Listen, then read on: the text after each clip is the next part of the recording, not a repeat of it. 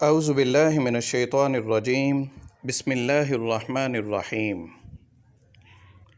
کتاب کے اگلے باب فرائض و سنن کا آغاز ہوا چاہتا ہے۔ پہلی حدیث مبارکہ کا عنوان ہے نماز پنجگانہ کے اہتمام پر جنت کا وعدہ۔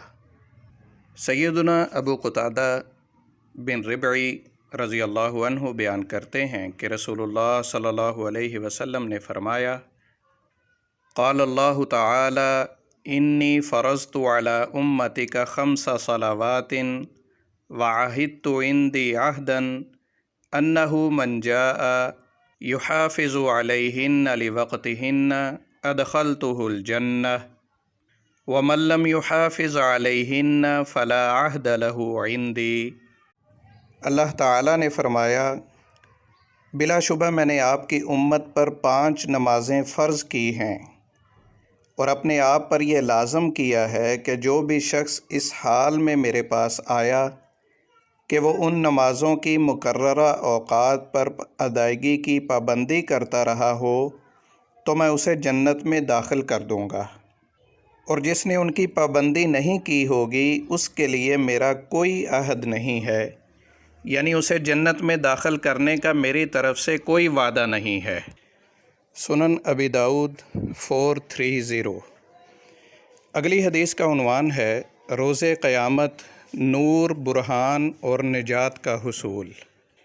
سیدنا عبداللہ بن عمر رضی اللہ عنہ ایک دن نبی کریم صلی اللہ علیہ وسلم کے پاس تشریف فرما تھے۔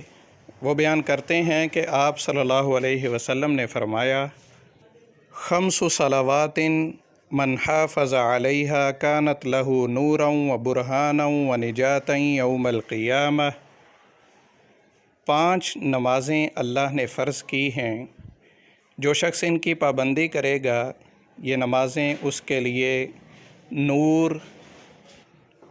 نجات کی دلیل، ایمان کی دلیل اور عذاب سے نجات کا باعث بن جائیں گی۔ وَمَن لَّمْ يُحَافِظْ عَلَيْهَا لَمْ يَكُن لَّهُ نُورًا وَلَا بُرْهَانًا وَلَا نِجَاتًا، اور جو شخص ان کی پابندی نہیں کرے گا اس کے لیے نہ تو نور ہوگا، نہ ہی ایمان کی دلیل ہوگی اور نہ ہی عذاب سے نجات پائے گا۔ وَكَانَ يَوْمَ الْقِيَامَةِ مَعَ قَارُونَ وَفِرْعَوْنَ وَهَامَانَ وَأُبَيِّ بْنِ خَلْفٍ، اور روز قیامت وہ قارون، فرعون، حامان اور ابی بن خلف کے ساتھ ہوگا۔ مسند احمد 6576۔